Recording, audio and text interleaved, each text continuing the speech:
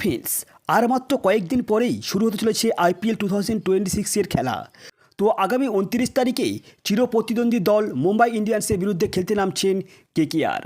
তো মাঠে লড়াইয়ের আগেই ব্যাকফুটে KKR।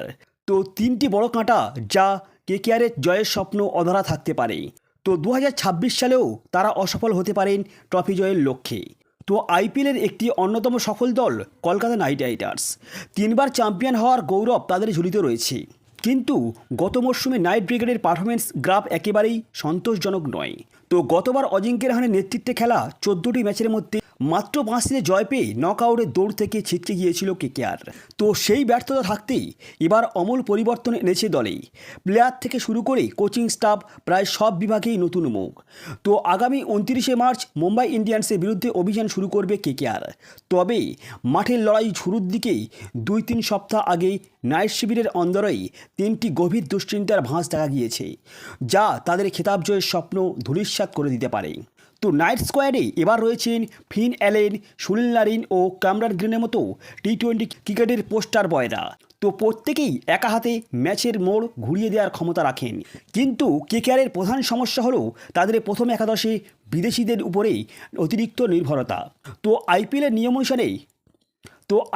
নিয়ম অনুসারেই প্রথম একাদশে 4 জন বিদেশির খেলা সম্ভব। ফিন অ্যালেন বা টিম সেপারের মতো বিধ্বংসী ব্যাটারকে খেলাতে গেলেই বসিয়ে রাখতে হবে বোলিং অলরাউন্ডার কাউকে। তো এই বিদেশি কম্বিনেশন খেলাতে গিয়েই অনেক সময় ফর্মে থাকা ক্রিকেটারকেও ডাগ আউটে বসে থাকতে হয়, যা দলের ভারসাম্য নষ্ট করে। তো দল গঠনে এই জটিলতা KKRের জন্য একটি বড় মাথা ব্যথার কারণ হয়ে দাঁড়িয়েছে। তো পেস আক্রমণেই চোটের হানা, স্পিন বিভাগে অফ ফর্ম। তো বোলিং বিভাগ নিয়েই সবথেকে বেশি চিন্তায় রয়েছেন KKR ম্যানেজমেন্ট। মাতিসা পাথিরানা, মোস্তাফিজুর রহমানের উপরেই ভরসা করে পেস অ্যাটাক সাজানোর পরিকল্পনা থাকলেও মোস্তাফিজুরকে দল থেকে বাদ দিতে হয়েছে।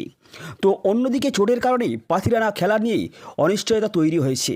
তো এর পাশাপাশি পেসার হর্ষিত রানা ছিটকে যাওয়ায় KKRের পেস আক্রমণেই অনেকটাই দুর্বল হয়ে গিয়েছে। তো স্পিন বিভাগে সুনীল নারিন থাকলেও বৈভব আরোরাদের উপরেই বাড়তি চাপ সম্ভাবনা রয়েছে প্রবল। তো সবথেকে বড় চিন্তার কারণ বরুণ চক্রবর্তীর অফ ফর্ম। বরুণ যদি ছন্দে না ফেরেন তবে KKRের বোলিং লাইন আপ তাসের ঘরের মতো ভেঙে পড়তে পারে। তো আরও একটি প্রবলেম হলো স্থায়ী ওপেনিং জুটির অভাব ও মিডল অর্ডারের উপরে চাপ। তো কলকাতা গত কয়েক বছরের ইতিহাস ঘাঁটলে দেখা যায় তারা ওপেনিং জুটির উপরেই প্রচুর পরীক্ষা নিরীক্ষা করে।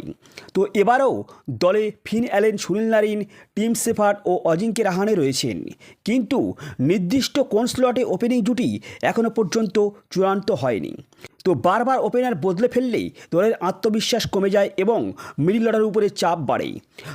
তো ওপেনিংয়ে থেকে যদি শুরুতেই বড় রান না আসে তবে ক্যামেরন গ্রিন বা রিঙ্কু সিংদের কাজটা অনেকটাই কঠিন হয়ে পড়বে। ফলে দলের সাফল্যের জন্য একটি স্থায়ী এবং বিধ্বংসী ওপেনিং জুটি খুঁজে পাওয়া KKRের জন্য এখন সবচেয়ে বড় চ্যালেঞ্জ। সো ফ্রেন্ডস, তাহলে এক্ষেত্রে বোঝা গেল কলকাতা সবথেকে দুর্বল হলো কলকাতার বোলিং লাইন আপ। তো তারপরে রয়েছে ওপেনিং জুটির সমস্যা। তো আপনারা অবশ্যই কমেন্ট বক্সে জানাবেন KKRের বর্তমান টিম কম্বিনেশন দেখলেই সবথেকে দুর্বলতা কোথায় রয়েছে। তো আমার মতে KKRের ওপেনিং বা মিডল অর্ডারে ব্যাটসম্যানদের কোনো সমস্যা হতে নাও পারে। তো এখানে সবচেয়ে বড় কারণ হয়ে দাঁড়িয়েছে তাদের পেস আক্রমণ। তো স্পিন অ্যাটাকেই সুনীল নারিন ও বরুণ চক্রবর্তী ঠিকই ফর্মে ফিরবেন। তো এখানেই বড় চিন্তার কারণ হলো পেস আক্রমণ, কারণ মুস্তাফিজুর ও মাতিসা পাথিরানার মতো খেলোয়াড়রা দলে যুক্ত না হওয়া। তো সেই সঙ্গে আরও একজন KKR তারকা ক্রিকেটার তিনি চোট পেয়েছেন, তিনি হলেন আকাশদীপ। তো তার পরিবর্তে একটি অন্য খেলোয়াড়কে নেওয়া হয়েছে, যেমন জাতীয় দলের প্রতিটি ফরম্যাটের খেলোয়াড় হর্ষিত রানা তিনি ছিটকে গিয়েছেন। তো এখানে KKRের জন্য বড় চিন্তার কারণ হয়ে দাঁড়িয়েছে। তো কী হবে KKRের pace attack line up. So friends, এই ছিল আজকের ভিডিওটি ভালো লাগলে অবশ্যই লাইক, কমেন্ট এবং চ্যানেলে প্রথম হলে তাহলে সাবস্ক্রাইব করে যাবেন। So good bye.